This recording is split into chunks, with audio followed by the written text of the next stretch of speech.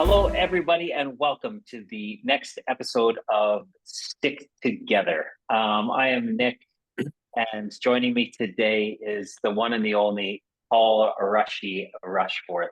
Um, Paul, you made your name famous in the UK for being the captain of the London Knights during the Super League era, in which you lifted a league trophy. I think your first and only league trophy, but we'll get into that, buddy. You've got an amazing story to tell, and I'm so glad you can join me today. How are you doing? Good, Nick. Thanks for having me. Yeah, it was great seeing you, and those were exciting times back in the day. That's for sure. They are, and we're going to get into them all. I don't know what it is today, folks, but I'm in an echoey room. I'm in the office and I'm in a boardroom, and it's a bit echoey. I hope it's okay for you. I won't be doing much of the talking. It's all going to be down to Paul.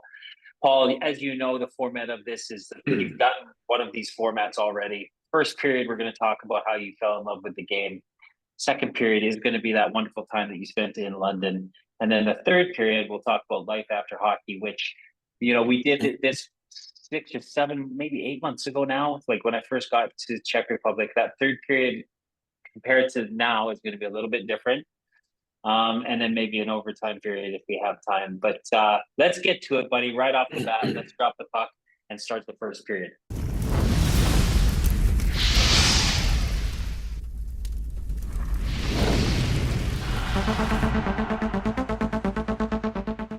Tell everybody how did you fall in love with the game of hockey? I grew up actually in a little town called Burns Lake, BC, British Columbia in Canada.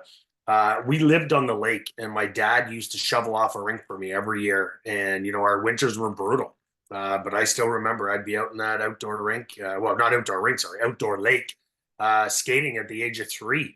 I remember my parents first put me in organized hockey. I think I was 4 years old, and I spent the whole time peeing my pants, crying on the ice, trying to get me off the ice. But it was, eventually it came to the point where I loved the game. And I think, I'm going a little bit ahead, but anyone who ends up playing pro hockey, that's one of the things that allowed them to get there was the love of the game. And I see players nowadays that, they might not have the best skill in the world. They might not have this, they might not have that. But if you have the love of the game and want to play the game and want to get better, you have a chance of making it. And I had the love of game. I had the love of the game. I really enjoyed being out in the outdoor rink and the backdoor rink. And growing up, that's all we did is outdoor rinks. And for someone who lives in sunny California, you probably don't understand what I'm talking about. But it's we have brutal winters in Canada, and that's where I grew up, on the outdoor rinks. Oh man, it brings back so many memories, including my first ever game. I was 5 years old. I played for a team called the Saskatoon Puckhawks, and it was in an old barn called the Exhibition Center. And it was they called it a barn because it was a barn in the summertime Yeah. in the Exhibition Center in Saskatoon, and like hay everywhere, and the mats were gross, and it was just not a nice place to play. And I remember the coach saying, "Hey, you're playing defense." I was like, and I was just I could barely skate. I was leaning on my stick. I didn't know, and he just was like, "Go stand on the blue line." And I remember I stood on the blue line with my butt against the boards. So so I got my skates. I'm on the blue line, butts Yeah. against the boards. I thought, and they were all, everyone was yelling at me. They wanted me to move closer into the center, and I did. I just started to cry. Yeah, I'd like to say I remember that. My parents tell me about it, and I vaguely remember it. But the beauty of me growing up is my parents are Australian, so they don't know a thing about hockey. So whether I went out there and scored 2, 3, 4 goals, or whether I had no goals, as long as I worked hard and tried my best, I'd come back and my parents would be like, "Great game, son. Great game. You worked hard."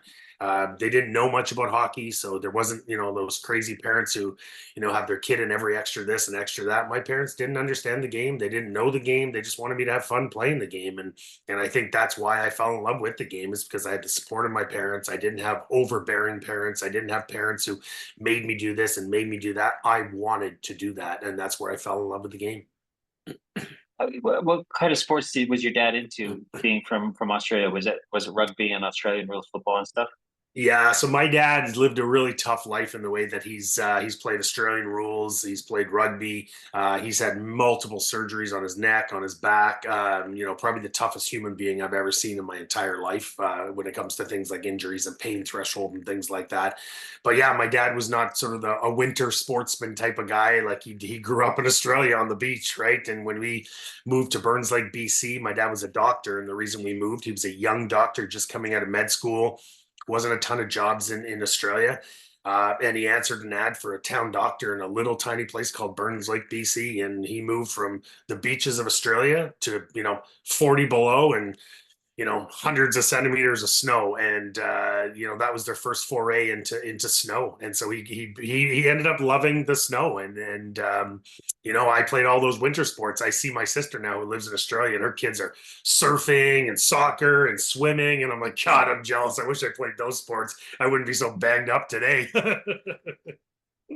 It's very interesting, like your story, apart from the fact that Australia is very different than South Yorkshire in England. But my dad was a rugby playing guy from a coal mining village in South Yorkshire who answered an ad, to become a teacher in southern Saskatchewan in this small town called Pontex. I think the population is still hovering around mid 300s. I don't think it's Yeah. changed. And this is like hockey territory, like Brian Trottier just down the road, Wendell Clark just down the road, like the hockey hotbed of guys who learned to play a certain way. And I think that my dad, it was what really got me was my dad was really intrigued with the toughness of hockey, and he likened it to the hardness of being a rugby player. And what made me really interested in is that because my dad was interested in it, I became interested in hockey. And I remember sitting on his lap, on Saturday nights watching Hockey Night in Canada and just seeing him think, "Oh wow, this is a cool game, son. Yeah. You should try playing it." Well, the game back then is a little different than the game today.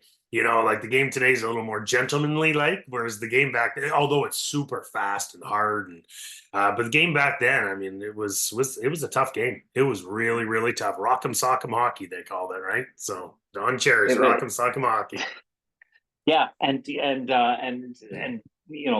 I was pretty fortunate to grow up in that area where Don Cherry loved the guys from Saskatchewan because they were like the salt of the earth players. Anyway, I digress a little bit because I'm really interested to know more about when you use the word love. Like loving the game is really different than playing and performing the game for a paycheck. And every guy I've talked to, Paul, everyone talks about they fall in love with the game with their guys on the ponds, the frozen rinks in the schoolyards, the back alleys, the backyards where parents maybe laid down a sheet of ice. And that's where they fell in love with the game. Why do you think it is? And what are your early memories of like, I love playing this? It's so much fun. Well, obviously, as we get in a longer into this story, as we get into the third period or second period, whatever it is, I'll explain to you how I fell out of love with the game when it did come to the paychecks and that kind of stuff. But how I fell in love with the game was I just really, really enjoyed being with my friends on the outdoor rink. And early on in my life, I just loved the game. I don't remember ever counting goals, ever counting assists. I just loved being out there. I loved being out there. And we always hear these stories where, oh, I'd go to the outdoor rink at 7 in the morning and my parents would be begging me to come in at 9 o'clock at night for dinner and, just eat something. And those stories are true. Like those stories are true. Like I would go to the outdoor rink and my parents, I mean, nowadays parents got to sit there and they got to check on you. Well, back then it was like my parents are, I'm sure he's on the outdoor rink, and I just lived on the outdoor rink. I lived on the outdoor rink. I don't even remember eating meals. I just remember playing hockey, and all my friends were the same way. And it's a Canadian way. I mean, anyone who's listened to this and you're a Canadian, you know what I'm talking about. I enjoyed playing. I enjoyed the competitiveness. I enjoyed being with my friends. I enjoyed the competition. But until I probably turned 14, I didn't realize that, holy, I might be pretty decent at this game. I might have some sort of future in this game. Until then, it was kind of like I just enjoyed playing. I just loved the game. Mm. I was talking to a kid today, and we were talking about how much fun you have, like when you're outside with your friends, and how you just try doing different things. And you notice how like everybody's got soft hands, and but then all of a sudden you go into a game, and like the characters start to change. I was one, I had soft hands when I was outside with my friends, but when I went into a game, my hands turned to bricks. Yeah, it's always the way you see some of these players out there, and you're like, "Wow, that guy's going to the NHL." And then you'd see him out in a real game, you'd be like, "Wow, that guy sucks." It's everyone has sweet mitts, silky mitts on the outdoor rink for sure. Yeah, Yeah, and yeah. what's funny is when I tell people, how I grew up and playing in 40 below with your stuck to your face because it was so cold, and you're wrapped up, and there's lots of times we were playing for so long that we were sweating so hard that we'd be in t-shirts or even a sweater, no jacket on, no hat, no mitts, and then we'd be 40 below, but we just loved playing the game. Mm. Yeah, health and safety wouldn't have existed back then, No. especially on frozen lakes too. And Oh, yeah. nowadays kids wear helmets and this and neck guards and all that stuff. I'm not saying it's a bad thing. All I'm saying is back then, helmet, no chance where we were in a helmet in the outdoor ring. But when you think about it, now with concussions and my history with concussions and people who are suffering with concussions and all the awareness that you're trying to do with concussions right now with our groups, um, it was lunacy to actually go in the outdoor rink without a helmet on. Like, just think you're skating backwards, there's potholes everywhere, you're tripping, like that's lunacy, but we did it. Like that's what we did as kids. There's no helmets, no safety. Well, I remember being outside. I went to a school called Brunskill School, and we had an outdoor rink. And those boards, they don't give, right? They're solid timber. And then the goals they would use would be like just welded together pieces of steel with chicken wire, and or chicken, wire mesh. And I remember we got. Well, I don't say it was we. I remember one kid saying to another kid, "Hey, look at that bit of frost. Lick the goalpost and get that bit of frost off." Oh. And it's typical, like that Dumb and Dumber scene. Like this kid Oh yeah, licked the goalpost, and his tongue stuck to it, and we had to go and try and find some cups of water and stuff to get it off, and it was a real mess. absolutely. So not only danger of concussion, but danger of losing your tongue. Absolutely. We didn't even have shin pads on back then. People were raising pucks and slaps and this and that. It was yeah, but that, that's how we grew up, and that was the fun of being a Canadian kid. I'm so thankful that I can try to portray some of those stories to younger people and to learn a little bit about what it was like to play, because I think that there, like I said, there's a difference between the game and then playing. Playing is what we learned to fall in love with it, and that was we were inventing different kinds of games and how to score and using like tennis balls and like all different kinds, like to play and to have fun, and like doing bank shots to if you didn't have goalies and stuff, and all the little different things that we would invent that were just so much fun and joy. And then all of a sudden you start playing into the organized hockey, and you get a jersey. Do you remember the first team that you played for, the first jersey you put on? I do, and actually, I have a friend who still puts pictures on Facebook about our back in our days. I think our team was called AES Data was a company, and it was. I still remember that first jersey, and I may be jumping ahead, but what's really changed today compared to when we played? I feel like kids were allowed to be kids. Summertime was for other sports. Summertime wasn't for 20 or 12 months a year hockey. Nowadays it's I just find it's a little bit insane with hockey 12 months of the year. And I remember putting something on Facebook years ago, and I just like, kids should be doing other things in the summer. They should be doing baseball and lacrosse and soccer and swimming, whatever the sport is. I don't care what it is. You should be doing other sports. And you know what? Some mother responded, and whose kid at the time was, just about to be drafted to the OHL, and she said something like, "We have to keep up. If you don't do it 12 months a year, you're not keeping up with the Joneses," and that's true. I still remember, and I never did that with my kids. With my kids, because I played years of pro hockey, people would be like, "Oh, you must have pushed your kids, and you must have done this." And no, I didn't.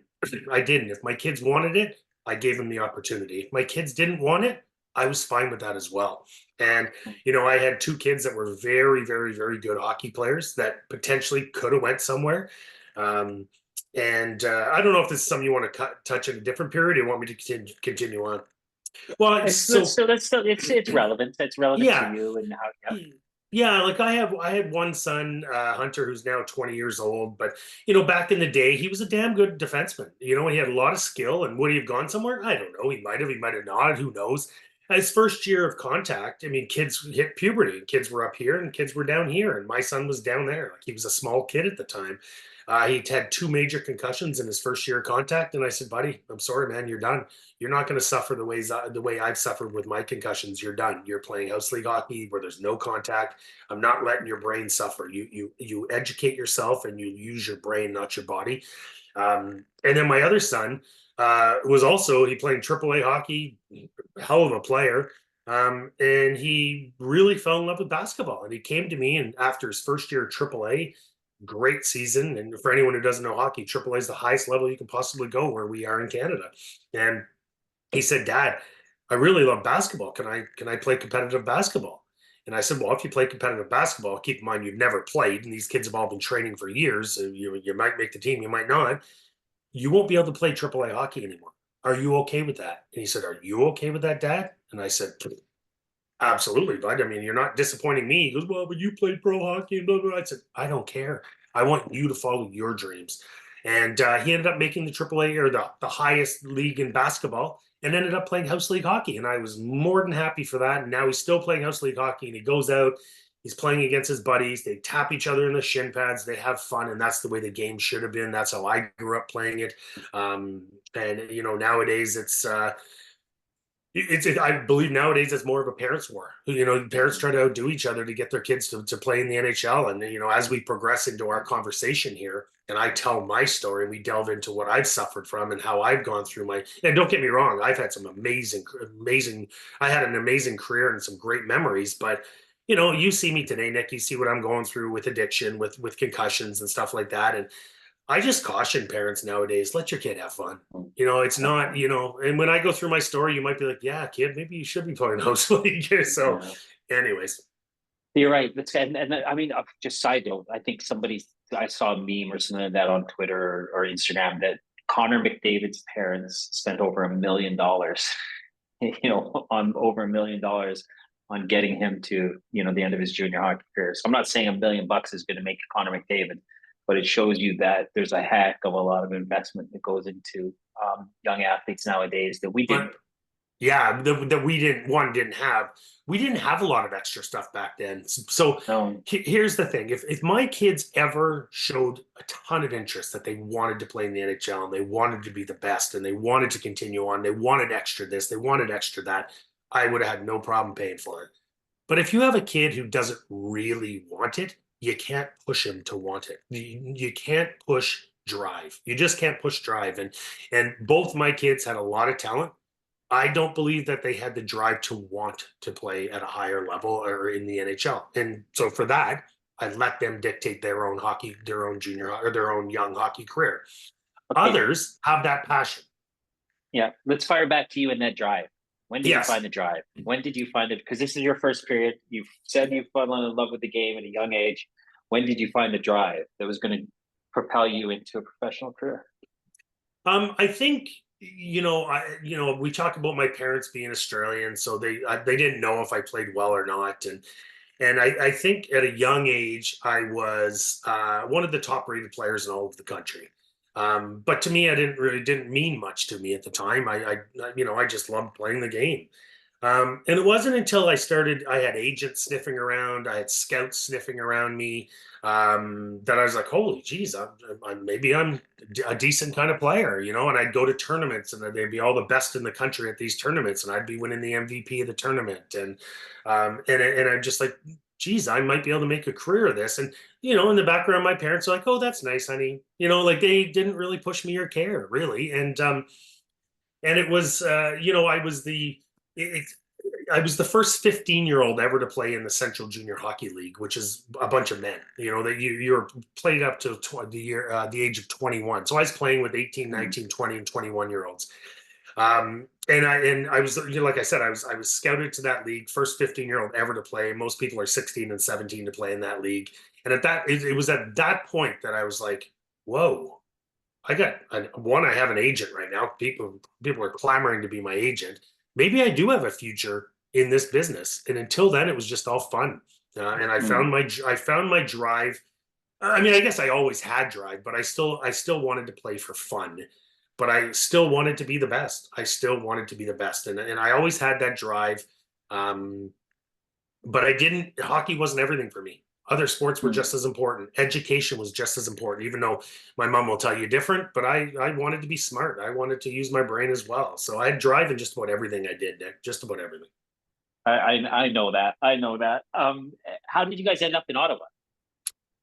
We ended up in Ottawa because I was about 7 years old at the time, and my dad realized that this little tiny village of I can't even remember. I mean, probably exaggerating when I say 500 to 1,000 people. There's probably 10,000. I don't know, but it was a small little village, and I think my mom and dad realized that they wanted a little more for me. They wanted me with broaden my horizons. They didn't want me growing up in a certain way. They wanted me to grow up in a bigger city, have more opportunities, bigger schools, better education, better sports, just a better quality of life.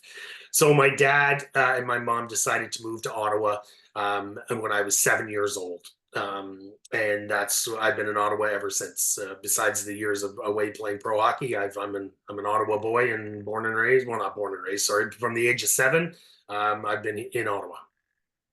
And your junior career into the OHL, and then we'll end the first period. So, what was it like getting drafted into the OHL? You know what? It was very, very eye opening. I was rated very, very high in the OHL draft. And this is where my parents didn't really agree. I wanted to go play in the OHL because I thought it was the fastest route to the NHL. Back then, playing in the OHL, education wasn't that important, put it that way. It was all about the hockey and less about the education. My mom, who, my entire life was always, use your brain, school, school, school. And for me to get out of school, I had to have been puking or showing bone, like blood everywhere. Like otherwise I was going to school. My mom said, no, you're getting all these scholarship to all these American universities. You're getting all these offers. I want you to go to get a scholarship and use your brain and play hockey and get an education and this and that. So I had a choice to make. Um, and my mom said, we finally came down to my parents battling every day about my dad saying the OHL's fine. My mom saying, no, you have to get a scholarship. It came down to my decision, but it came down to I had to ask for a school package. Nowadays, if you get drafted in the OHL, I think it's the first 3 rounds. I might be wrong here. I'm not 100% sure. You automatically get a school package. They're giving away school packages where at the end of your career, if you don't go anywhere and you want to get a Canadian university, they'll pay for it. Back then, you didn't. No one got school packages. I asked for a school package, so I was rated very, very early. I can't remember how early in the first round, but I was supposed to be drafted fairly early in the first round, maybe middle of the first round.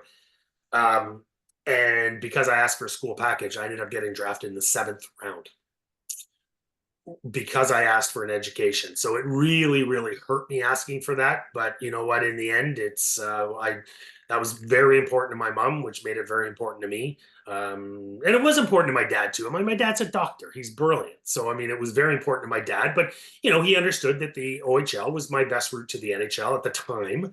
And that's why I decided to go to the OHL. But I was drafted in the 7th round. So for me to make that team that first year as a 7th round draft pick was a challenge. It was an absolute challenge because usually the people that make it are the top 3 rounds, and I was not one of the Mm. top 3 rounds, but I made the team. So You made you made the team, and we'll yeah, end it there, Paul. We'll end you falling in love with the game, getting into the OHL. We're gonna have a first period intermission right now, and I like to always ask the guys a few of their intermission superstitions. What if the first intermission like for you? What did you do? the first intermission, I was always a guy who liked to take most of my gear off. So I take all my shoulder pads, elbow pads, shirt. I'd change my shirt. I hated being wet and sweaty, so I'd always change my undershirt and make sure I had a nice dry undershirt on. I'd usually loosen my skates and let my feet breathe a little bit, and Yeah. always tape my stick. Always tape my stick. And then it was always when the trainer would come in and they'd be like, okay, you got 10 minutes left until, we're back on the ice. I would start getting ready. I would put my shirt back on.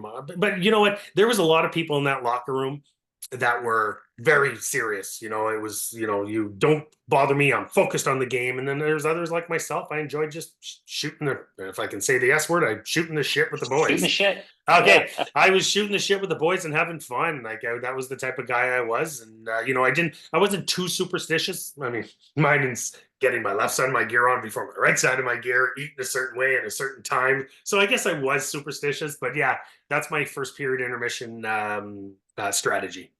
I don't want you to snitch on anybody, but yeah, I would consider Trevor Robbins a good friend of mine.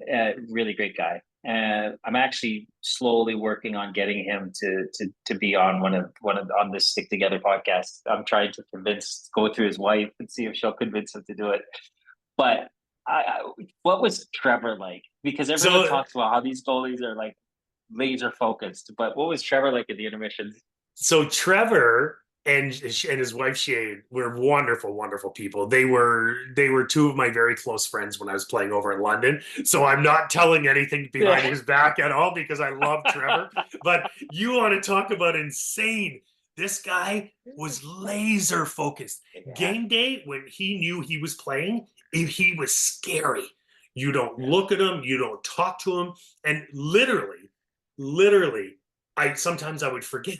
And I'd look him in the eye and be like, hey, Trevor, how's everything going? Good luck today in the game. Yeah. Just a mute. Just an absolute stone wall. Like almost like you didn't even exist. And then like a switch would change. The game would be over. Hey, Paul, how's it going? I'm like, oh my God, what is wrong with you? He was so laser focused, and that's probably why he was such a damn good athlete and good goalie, and one of the best I've ever played with. But yeah, I've never seen anyone, and I still tell stories about Rob's. Like he is like laser focused. I remember like my producer in Sky Sports always saying, "Can you get an interview with Trevor Robbins?" I'm like, no. Ask him. No, I'm not going to ask him. No. I just remember him walking by me like through the tunnel. Sometimes I'd have my microphone just to see if I can get a glimpse of his eye. And they almost, I don't want him to look at me because he's going to burn me with that focus. So anyway, later on in my London career, when I was the player assistant coach, I would always have the whole back of the bus to myself. So I'd have the last 4 or 5 seats to myself. Privilege. And Trevor Robbins, who was another big vet on the team, would be the seat right in front of me. Game day was so awkward because I didn't want to talk because I didn't want him to ever I didn't want to piss him off, put it that way. Yeah. So it was awkward when he was playing, and because he was our number one goalie, he was playing most of the time. Oh yeah. Okay, Paul, that's enough of intermission. I'll send that clip to Shane and see if we can convince Trevor to come on and be a guest. But right now, let's drop the puck for the second period.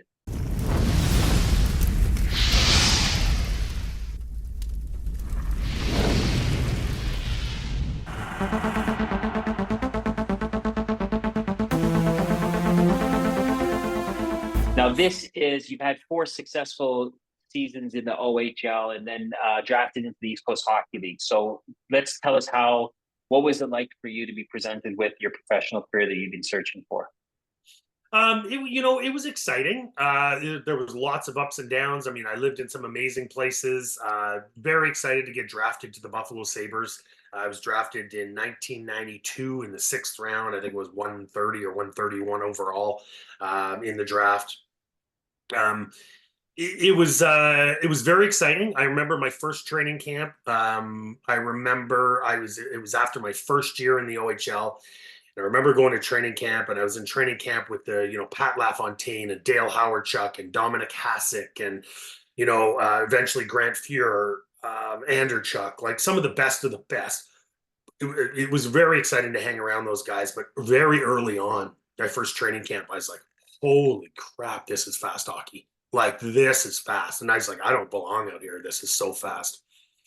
I was 18 years old, first training camp in you have to actually make the Buffalo Sabres in order to play pro hockey. You can't go to the minor leagues. You're too young. So if you don't make it, you go back to the OHL. So 18 and 19, I went back to the OHL. I went to training camp. I did 4 training camps with the Buffalo Sabres. First 2 years, they sent me back to the OHL. As a 20-year-old, you're then allowed to play in the minors. So I was in Buffalo's training camp. They sent me down to Rochester. Super excited to play in their farm team. Getting ready to, hopefully make the jump to the NHL if I had a good year. NHL strike happened. This was in 94, 95. NHL strike happens.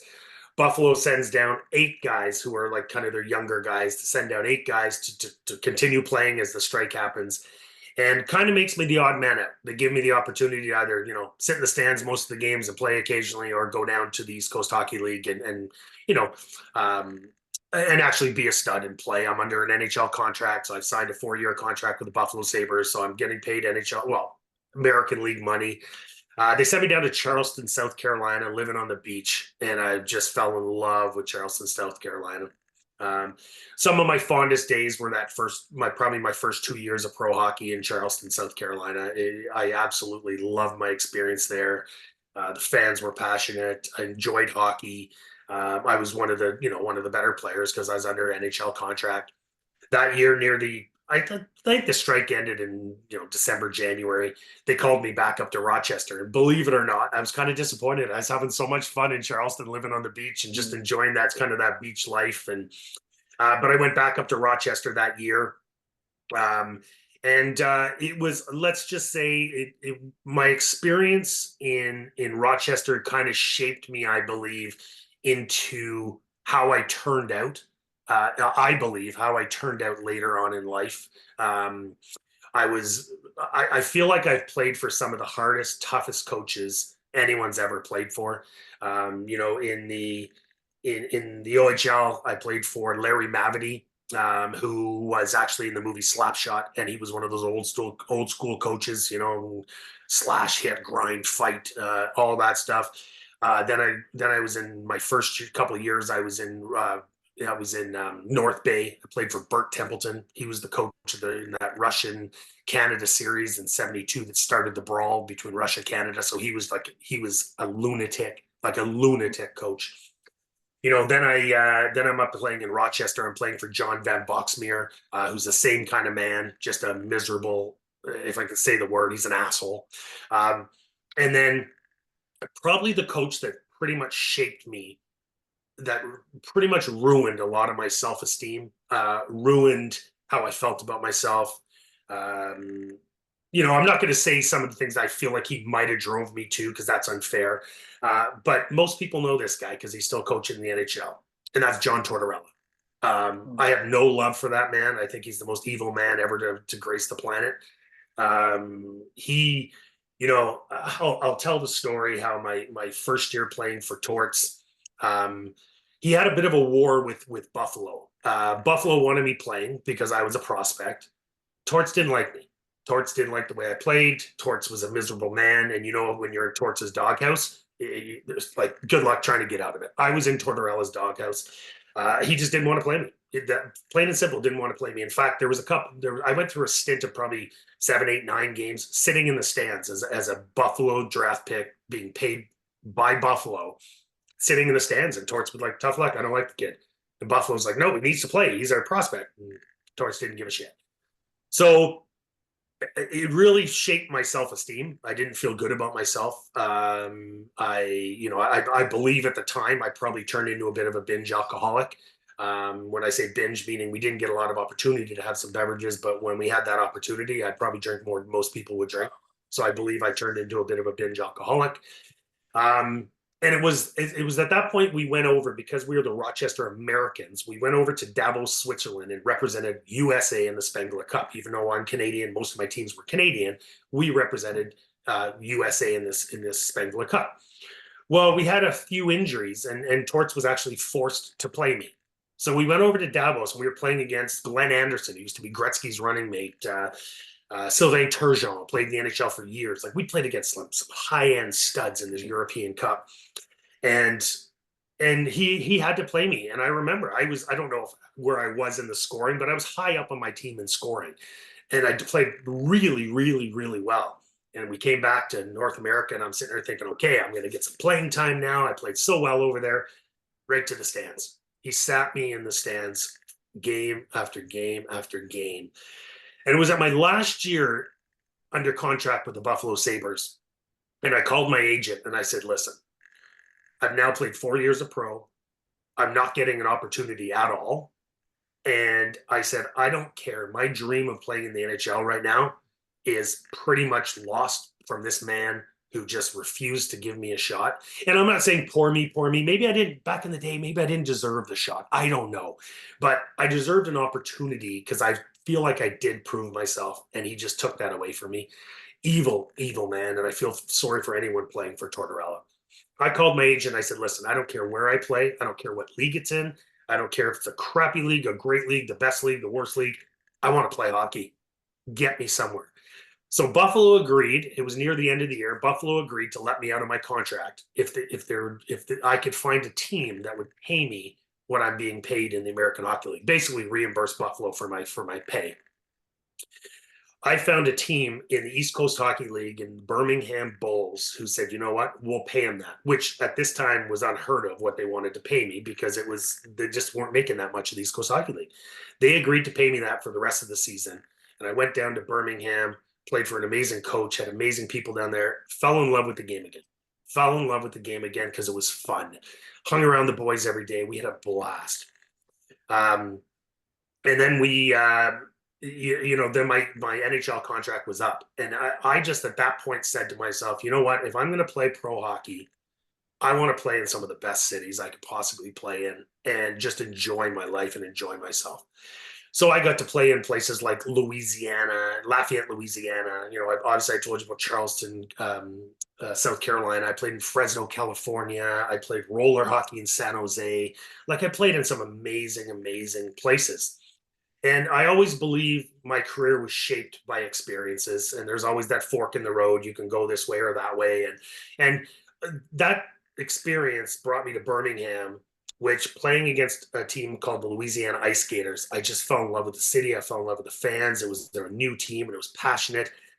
I signed in Louisiana the next year, and I had a bit of a mix up with the salary cap, and the team got into a little bit of trouble because they were paying me under the table because they wanted to pay me more money than most, and so I was getting paid under the table. The team got in trouble. The team was mad at me because of it and said, "You know what? We don't want you back next year." So I ended up going out to Fresno, California, and this is how I came to play in London, England, and be the captain of the London Knights. Is I went out to play in Fresno, California, had a blast. It was called the West Coast Hockey League.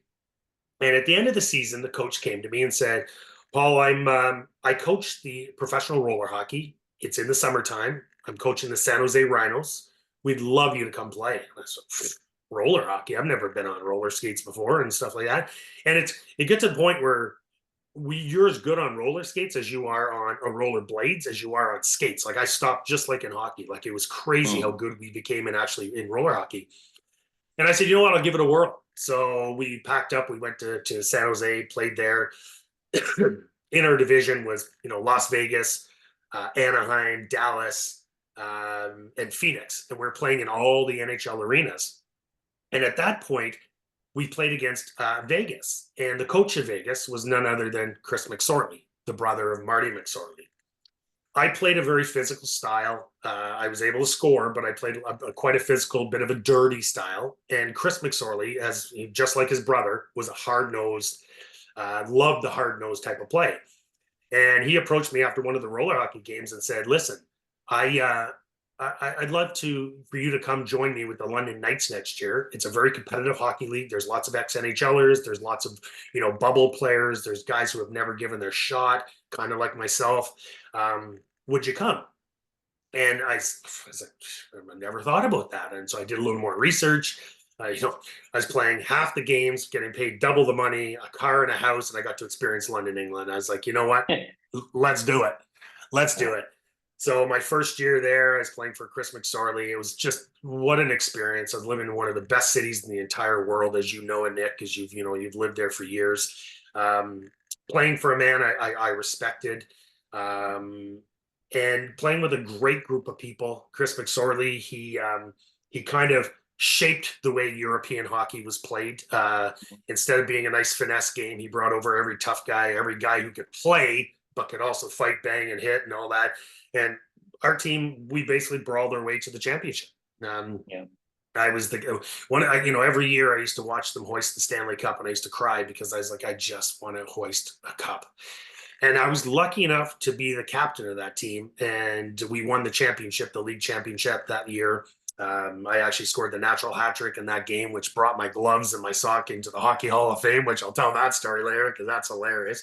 But yeah, and we won the championship, and I was the captain, so I got to go pick up that cup and hoist the cup, and it was probably one of the best experiences of my life, minus my kids. It was probably one of the best experiences of my life. You were there, you were on the ice with me, which it was what a blast it was back in the day, and that really was the pinnacle of my career. Yet, as I keep going, you'll realize that was actually the downside of what really happened in my career after that. So That was a big run, buddy. I let you go for that one. I know I was like, should I 12 shut minutes. up now or what?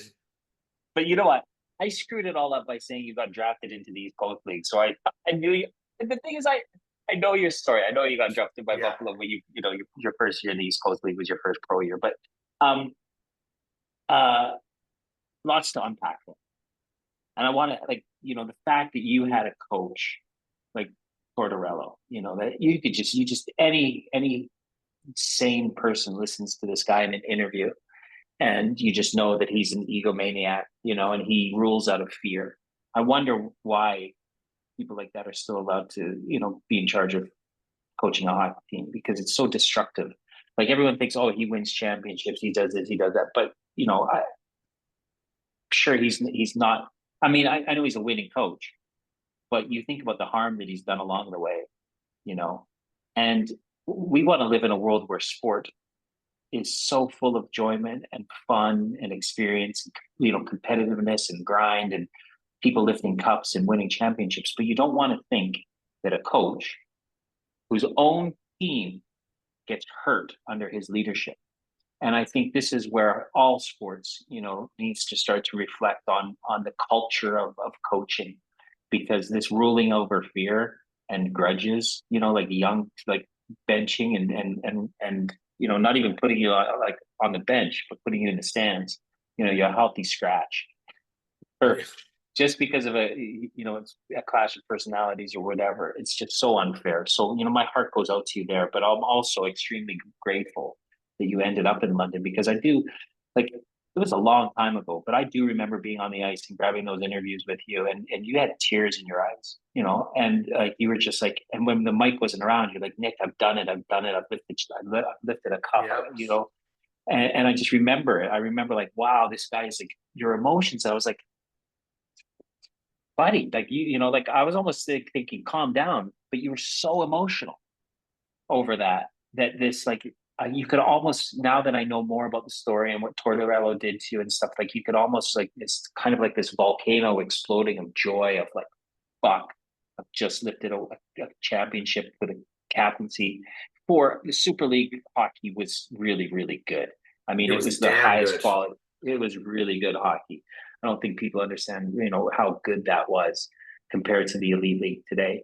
It was the highest caliber of hockey that was played in the UK, and I am a fan of Chris McSorley. I know that a lot of people, like, he's one of those kind of like Coriander, you love or you hate him. But I've had some private moments with him in his office, and he was I like the guy, and I know you guys had a special relationship too because you played the way he liked to, and you guys had this amazing relationship. Well, a relationship that won championships. So yeah, I know that was the pinnacle of your career, lifting that cup. But what were some of the other experiences of being in London and being part of those teams and some of those? Like, I loved some of the characters that he had. Like, it was a team apart from like you and Trevor Robbins. There's countless other guys that it was like he picked, almost like how Phil Jackson, had the Bulls. Like, he had completely different characters, and he had to work as a way of managing everybody to get together. But Chris really relied on you as the captain to get all of these different personalities and quirky guys together. So, what were your memories of kind of managing these guys? Yeah, Chris wasn't loved by everybody. I'll tell you that. Like, I mean, he changed the way hockey was played in the UK. And there's some of his players did not love him because he was a hard coach. But the one thing about Chris is he was fair. He was fair. If you weren't playing well and he benched you, you knew why. Tortorella would just play mind games with you. Like he was just an evil man. Where Chris was very, very fair. Um, at the time I was married, we had lots of dinners with Chris and his wife Eva. The next year he made me the player assistant coach, and that sort of changed. Believe it or not, as I go into it, that kind of changed my love of the game. But Chris did a lot of good for me. A lot of good for me. He loved the way I played. He believed in me. And to be honest with you, when you talk about the emotion, he was probably one of the first coaches, and I mean, obviously in minor hockey, I had some amazing coaches, but in my pro career, he was one of the first coaches that believed in me. He gave me the C. In fact, I'll tell you a funny story. So when I was coming over to play in London, of course, I told you I was playing professional roller hockey. Well, when you go from roller hockey to ice hockey, it's like totally different. And people always said, Paul, when you're done playing roller hockey, you're going right to London, England to play, right? Nobody knows you there. Like you're going to a new team. You don't know any of the players. Get and do some public skating and get back on the ice because you're going to feel like you're on chopsticks. I was like, I'll be fine. I'll be absolutely fine. My first time on the ice, I flew over to London, got there at 6 o'clock in the morning as the flight always gets there from Canada. Got picked up by the trainer, brought me to the rink. I'm exhausted, haven't eaten. There's your gear. Get on the ice.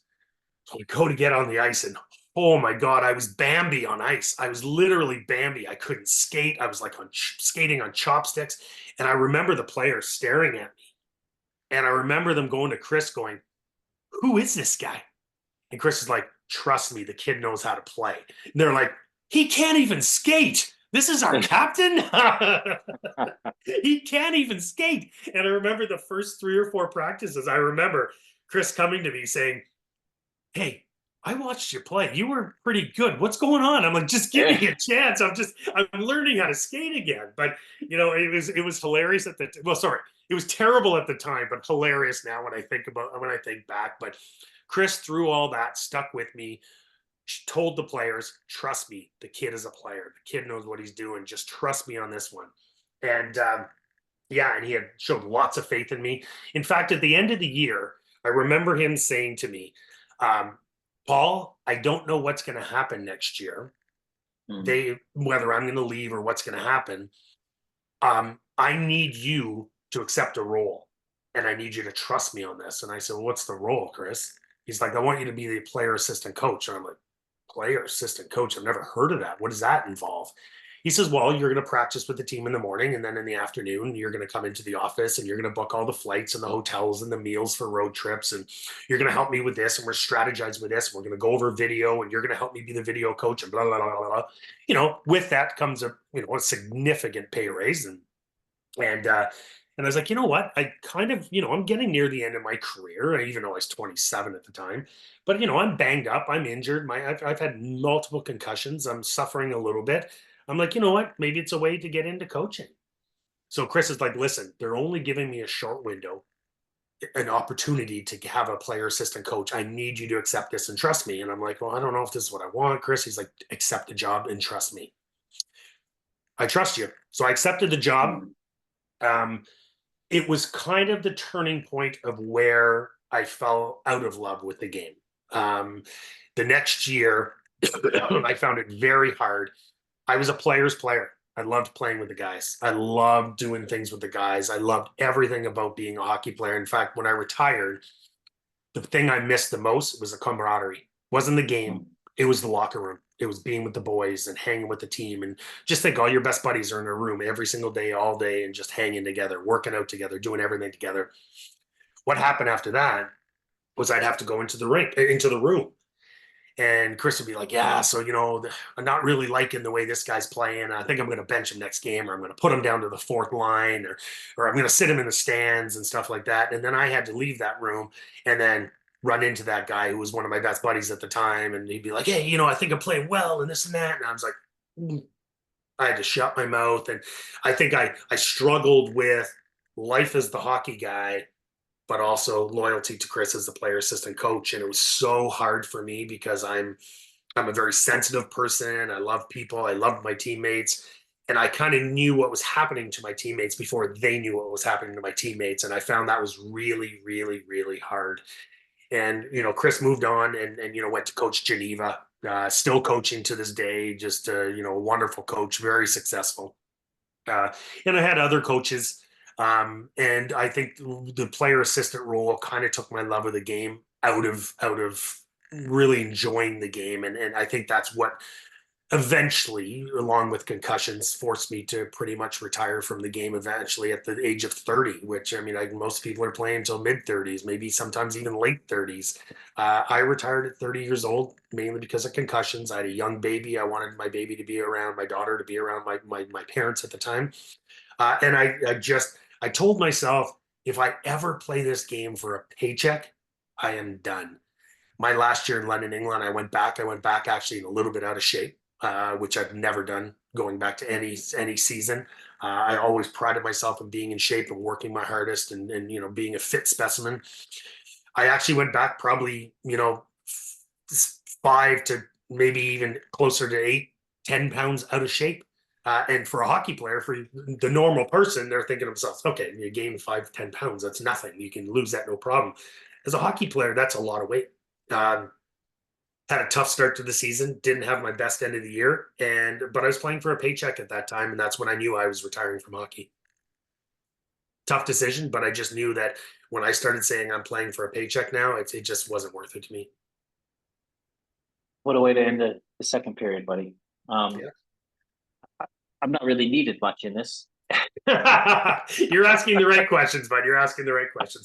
Hey, listen, I the one thing about my hockey career is I've had some beautiful, beautiful memories, and beautiful cities and beautiful people. I'm meeting awesome people like you, Nick, um, who now are passive crossed in a different way.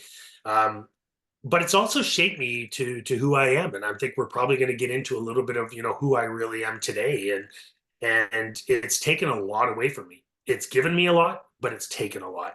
And if my story, and I have no problem telling my story, and I've always been very open about my story, because if it can help someone, if it can save someone, if it can spur someone, then I'm just happy to be a little part of that success for them.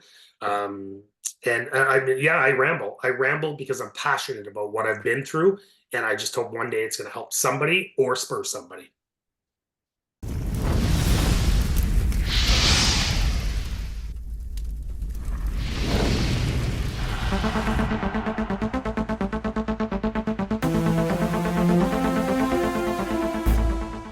I'm gonna drop the puck for the third period, Paul, because we did a third period a few months ago, and it was one in which you were kind of in the depths of struggle and a challenging time in your life. This third period is going to be a lot different, but the third period is dedicated to life after hockey. And as you said, you just knew after 4 years of playing in London, playing for a paycheck, that you were done. What was that feeling like when you knew that you were not going to be going back for another season of competitive professional hockey? And tell people what you did with your equipment. Yeah, it was scary. It was literally scary. Keep in mind, I had no education. I played in the OHL, and back then it was like, the coach would say, "Hey guys, 10 o'clock workout," and I'd be like, "We have school," and they'd be like, "We don't give a crap about school." Like they didn't care. So I had no education. So when I'm retiring from hockey, I was like, "What am I gonna do?" My mom was one of the most successful real estate agents in Ottawa, and still is today at her age. I'm not going to say her age because she's going to be watching this, but she's Mm-hmm. still an extremely successful real estate agent. And I used to watch what she used to do and how she treated her clients, and how passionate she was. And I'm like, well, I guess I'm going to try to get into that real estate thing. Um, and that's what I did after hockey. I got into real estate. Um, And to show you how much I really hated the game, and how I really felt about the game, when I retired, I actually took my hockey gear, all my sticks, and I threw it on the curb for the garbage man to take away. That's how much I hated the game, and that's how much I didn't want to be involved in the game. That's how much people are like, did you play beer league today? No, I don't. I don't touch the game. I don't touch it at all, which is sad because I used to love the game of hockey. But like I mentioned earlier, it's given me a lot, but it's taken a lot too.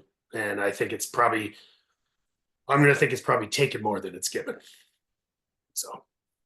So, but yeah, so I got into real estate, and I'm sorry if I get a little bit of emotional, but I've had a tough roller coaster and a tough journey. Well, if you were to talk about what it's with what is given, as we know that it's given you lifting a cup, the emotions, the camaraderie, those relationships with your best friends in the changing room. But let's go there. What's it taken from Yeah, first I'll start. You're right. It's given me a lot. I mean, it's given me some of the attributes I have today with my hard work and my attention to detail, my business acumen, the way I treat people, how competitive I am. I always strive to be the best. It's given me all those. It's given me everything. But it's taken away a lot. I to this day still suffer from concussions, and you and I are working on some of that as well. You're spearheading an amazing, amazing group, to deal with. Right now it's UK hockey, but eventually it's going to be hockey in general, with people who have suffered from concussions and what it's taken. So I mean, I had 14 major concussions, including a few that I didn't even know my name. And unfortunately, at the time, it was like, okay, I don't know my name, but I'm going back out to play tomorrow. Um, I've had lots of addictions, alcohol, drugs. Um, it's taken a lot from me. My family. I'm divorced today. It's and I don't like to blame anyone and stuff like that, but we talked about some of the people and some of the things that have shaped the way I am. And when you suffer from low self-esteem, you need something to numb that. When you don't feel good in your own skin, you need something to numb that. And I turned to alcohol, I turned to drugs. Um, it's not an uncommon story for athletes retiring from hockey or from any sport, when it comes to injuries and substance abuse and things like that. And it stemmed from when I was actually in the game. I mean, I believe I was a binge alcoholic. I really do. Um, and I'd like to like just define, because you mentioned low self-esteem. And I'd like to, for knowing that the listeners are hockey players, retired and active hockey players. Self-esteem, we define, is when you look in the mirror or whatever, is how you see or feel about yourself. So self-esteem equals how you see or feel about yourself. And I met you at a time in my life where people would say, Nick Rothwell is on top of his game. He's 28 years old. He has a Porsche. He shops on Savile Row. He's got a beautiful actress girlfriend. He's got a company that's succeeding. He's got money. He's got all this stuff. But I looked in the mirror, Paul, and instead of seeing the guy that people saw on TV, I saw someone who doesn't deserve any of this, someone who has bullshitted his way to getting all of it. Even though there's levels of the truth in there. It's just what I saw. I saw fraud and an imposter. And that's when I met you. And when you would have said Nick Rock was on top of his game. So even though it was years of drinking for me, it was a slow decline into the depths of the darkest, most horrible places. Like you, it started when everyone's like, this guy should be in his prime. You being a healthy scratch, in for the Amerks, when this guy has a grudge towards you and you're looking in the mirror. So at that time, if you can remember back, what was your self-esteem like back then? in the toilet. It was, I looked, I could look in the mirror, and Tortorella made me feel like I was a piece of garbage. Like I couldn't play the game. I had no confidence in myself. So even when I did go out there and practice with, the next day, I'd be gripping the stick. I'd be shaking. I couldn't screw up a pass. I couldn't. Any mistake would be magnified compared to anyone else on the ice because he was waiting for me to screw up. And I remember feeling like I didn't belong. Maybe it was better if I went and played somewhere else because I was not good enough to play here, even though I was good enough to play there. I didn't believe I belonged. And after I got out of hockey, I started a very successful real estate company, and I still didn't believe that I belonged. I felt guilty for being depressed because, you know, in 2009, I was number one in the world for real estate, and I felt like a bag of crap. In fact, I was actually in rehab for 30 days in 2009 when I was number one in the world.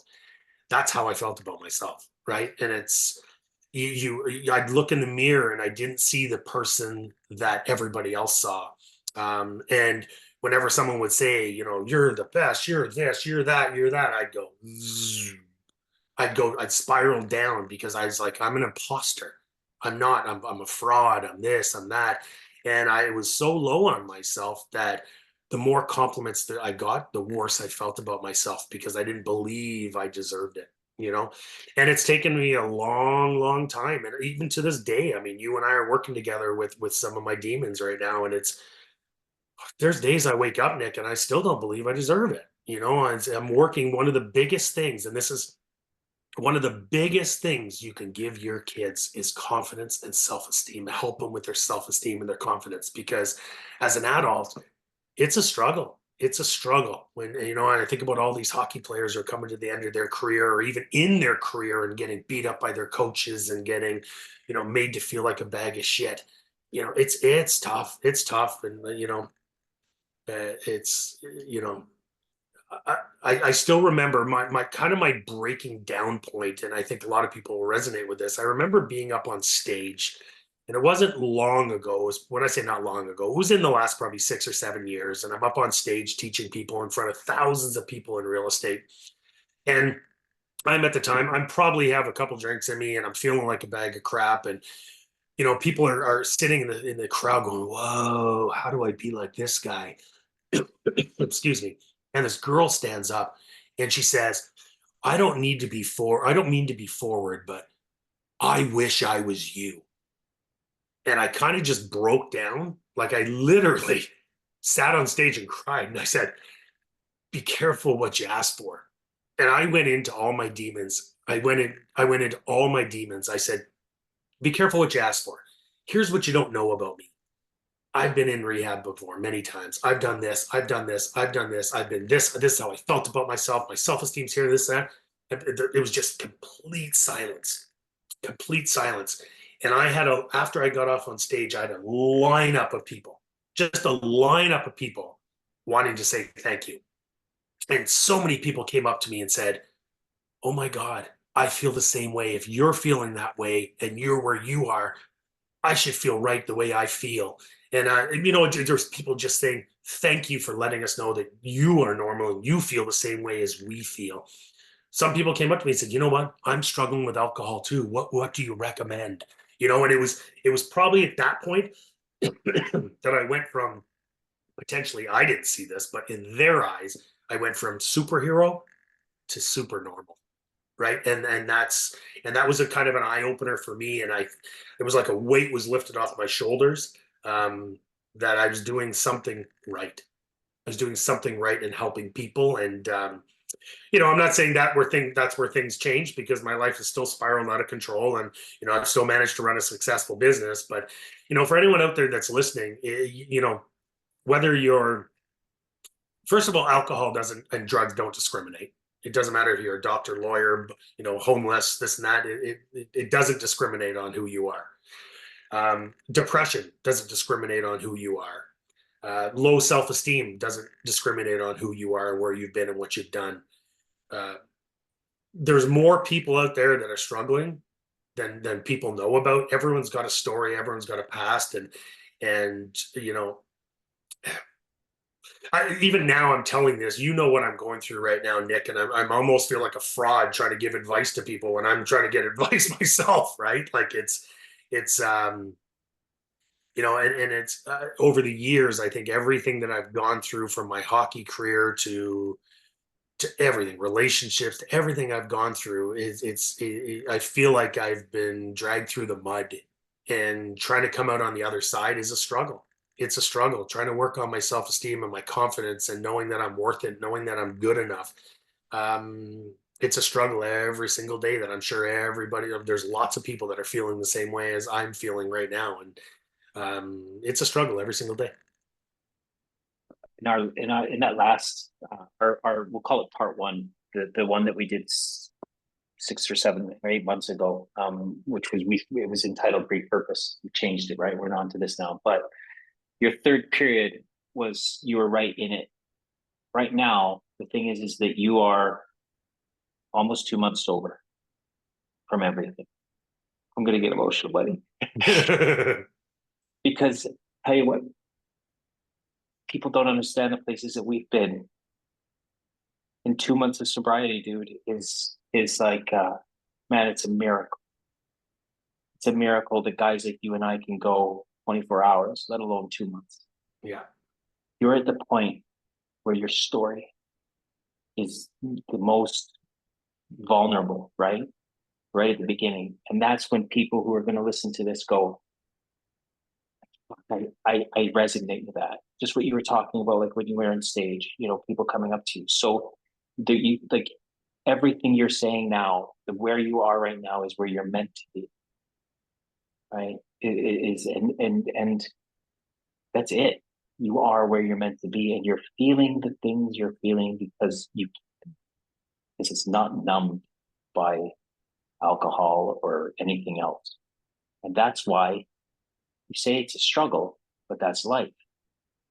Life is dealing with the things that life have come our way. Parents who are getting older, people who are trying to take advantage of us, kids who might be doing adventurous things and trying to find their own voice. All things that we're like, oh, I got to control that and I got to fix that. We no longer have the solution in our lives, which is alcohol. Now we have to be present in a sober body and sober going forward with the tools that we're learning and to navigate together. So, dude, I am so fucking proud of you that over the last not 8 months we've been in contact, and we've done one of these podcasts. We're doing a second one. We are engaged in each other's lives at a level where I'm seeing you exactly like I was 8 years ago. And I am still like that. It's just 8 years since the separation from my last drink is 8 years. And that's why, like I say, I'm so proud of you, Paul. And we've talked to people who know people, and I know lots of people who don't make it. And my mom and dad were both one. And I love my mom and dad, but they both had alcoholism. And my mom passed away at 64 years old, in a very sad way, very sad way. And I often think whether or not she could have got what I got, which is sobriety. And I put myself at ease by trying to understand that possibly she couldn't get it, and that she was relieved of the horrible days of alcoholism ahead, and that she gets set free. And I want to jump from somewhere else where I heard this, where you told me, that, your dad said to you that you're here because, you could have been dead, but you're here for a reason. And I think you're finding that. And that's again why my chest just puffs with pride for you. And because you're finding your purpose and helping people through your story. Nick, I'd be lying if I didn't say you're the main principle in helping me, get sober. And for the longest time, I wanted to be where you are, you know, and I'm very results driven. So I want to be at your sober now. But you know what? I'm going to enjoy the process and I'm going to enjoy the journey. I'm going to enjoy the journey. And one day I'm going to wake up and I will be 8 years sober. But in the meantime, I'm going to enjoy the journey. Um, it's not going to be easy. You know, I've fought my entire life and I've trained and I've done everything my entire life. This is tough. This is tough. This is a lot of work. And it was funny when I was coming out of rehab, our good friend James Clarkey said to me, you know, I was like, hey, I'm coming out. I'm 30 days sober. Everything's awesome. He's that. I'm great. I'm like, I'm cured. And he's like, and his text to me was, oh, that's great and all, but now the real work starts. And he wasn't wrong. He wasn't wrong. The real work starts, and it's you know, I'm my goal, you know, define success. You know, my definition of success used to be when I was younger, it was money. I wanted to be the richest guy on the planet. Then it was I wanted to be the richest guy, but still have some time to you know to spend with my loved ones and stuff like that. And my definition of success now is peace. I want to find peace, and I haven't been at peace probably my entire life.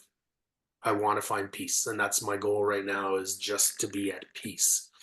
You know, do I know it's going to be a struggle? I mean, you know, battling sobriety, battling, you know, trying to take care of all my businesses, battling relationships, battling kids, like it's not going to be easy. It's not going to be easy, but I'm going to enjoy the journey. I'm going to enjoy the process. I'm going to put the work in because I want to be where you are. Is the honest truth. I want to be where you are. I want to be able to find that serenity and that peace. Um, and I've never failed at anything I've done, minus everything. but as I'm telling my story, people are like, "Really, you haven't failed at anything?" But No, do you know what though, dude? You're like, this is the thing, is that like I have worked with hockey players, and you know some, you know, professional hockey players, and there's something about what it took to get to that level that if they put even a tenth of that energy into recovery, it's they've got it. You know, I've sat with guys while they did the writing. I've sat with guys while they did the work, and the attention to detail and the just this focus. That that's why, you know, that's why when guys like us, we get this, um, we work hard at it. And now when we're talking about success, I used to think the same thing as you, is that success was the amount of money in the bank or the girl on my arm or the watch on my wrist or the car I was driving. And now I gauge success as this: success for Nick equals the positive impact I make on other human beings. That's it. yeah, You know, and that's it. And I think that if I take that mindset and the fact that I have some purpose in my life when I wake up in the morning and it's not monetarily driven, what happens is we go back to that word self-esteem. So I find, and if guys are listening to this with parents, like you talked about, like help your kids with self-esteem and confidence, is to give people opportunities to do self-esteemable acts, which is like kindful acts towards other people. And I have found through my experience that if we can do kindful acts to other people, we eventually, it's like one brick at a time, we start to build this back. And we can look in the mirror and we can go, holy shit, I'm proud of you, instead of holy shit, you're a fraud and imposter. And that's what happened. And I happened to be 4 years into sobriety when that finally happened, because I was such a piece of shit. You know, my self-esteem was so low. And I was not a piece of shit. It's how I felt. yeah, You know, moving back to London and trying to get back in touch with people who I worked on TV with, and them not returning my phone calls, and me seeing their Instagram posts and them having tens of thousands of followers and hundreds of thousands of followers, and me going, come on, Nick, you've only got 1,000 Instagram followers. You're a loser. You know, but it was only when I started to measure like that idea of success is the positive impact I've made on people, and I could quantify it. And I went, oh wow, Nick, I'm proud of you. And I think that's when I met scared 8-year-old Nick, scared 18-year-old Nick, scared 28-year-old Nick, and I could say, okay, I got you guys. Now let's go move forward together. And I don't envy you, but I know where you are, and I kind of wish I could remember like the visceralness of those early days of sobriety, because it really is a miracle and it's a beautiful, beautiful thing. And I was once in a treatment center, with the guy who's helping me, and he said to the guy there who had 35 years of sobriety, he said, "Wow, what's it like to have 35 years of sobriety?" And the guy looked him in the eyes and went, "Get 35 years of sobriety." Yeah. Yeah. That's it. Yeah. And Yeah. then you'll know. It's a challenge. And I can't remember, I think it might have been Clarky who said this to us the other day. I can't remember how it went, but it kind of resonated with me maybe 3, 4, even 5 days afterwards. He said something along the lines of, don't have one foot in the past, don't have one foot in the future because you're pissing on the present. And it Mm. kind of, I was kind of like, oh, that's a funny thing, that's a cool thing, and this and that. And then I'm thinking to myself, yeah, and that's why I'm saying I want to be you, but I also am looking forward to the journey. I'm looking forward to being in the present, looking forward to the journey. There's days. I mean, you and I were on a Zoom earlier this morning. Well, afternoon for you, early morning for me.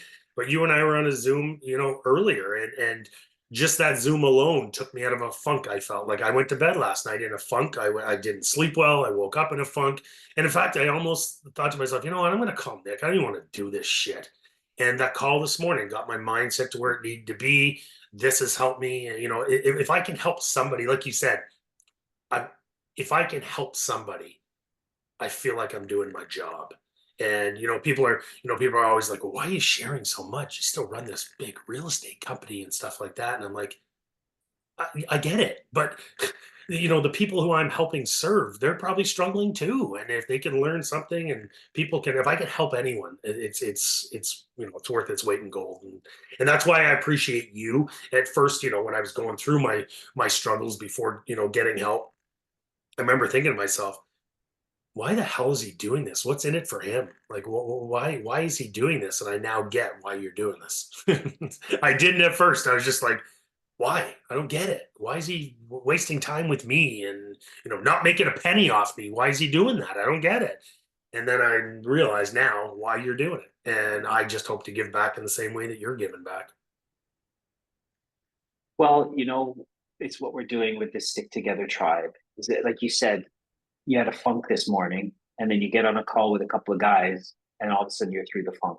These are Yep. just tools that we have, right? We have this peer-to-peer support where last night I was in a funk before we met in our tribe, in our OG tribe. I was in a funk. You heard my share, and then but I came out of it, slept like a baby because I had the chance to share. And you guys had a chance to share back with me and say, Nick, and we do this together. And I think that that's what people, have got here in the UK with this tribe, is that we've got a community now where we can start to support one another. So, Paul, it's just that we're going to be doing a lot more third periods over the years to come. So we're going to end it now, the third period, with you celebrating, your sobriety and being on this journey, and we're on this journey together. So thank you so much, buddy. Thanks for having me, Nick. This is always fun. I mean, like I said, I think it was Clarky that said this: the opposite of addiction is connection. And I never thought I'd be sitting on a Zoom with a bunch of dudes, just talking about feelings and stuff like Yeah, that. yeah, Really, I never thought I would. But it's opposite of addiction is connection, really. And yeah. I'm just lucky to be connected with so many good people. We are gonna have an overtime period, but I also want people to know that you don't have to be struggling with the same things that me and Paul have been struggling with. It can be anything, like we are just probably roughly about 10% of the population who have challenges at the level that we did with alcohol. But 90% of the people have challenges with other things, and their root is still in disconnection. So still the root of most of our problems is disconnection, which means the solution is connection, which means you're getting it here with this tribe. So stay connected. And as we throw to overtime, it's just one question. I'm imagining you on that stage and you're speaking, but it's not you, and you don't have a face. It's a version of Paul Rushforth up there with no face. And you, Paul Rushforth, are in the audience next to that girl that says, "Hey, I want to be like you." And you're sitting there and you're looking up at this guy who, is a version of you, but he's got all this stuff.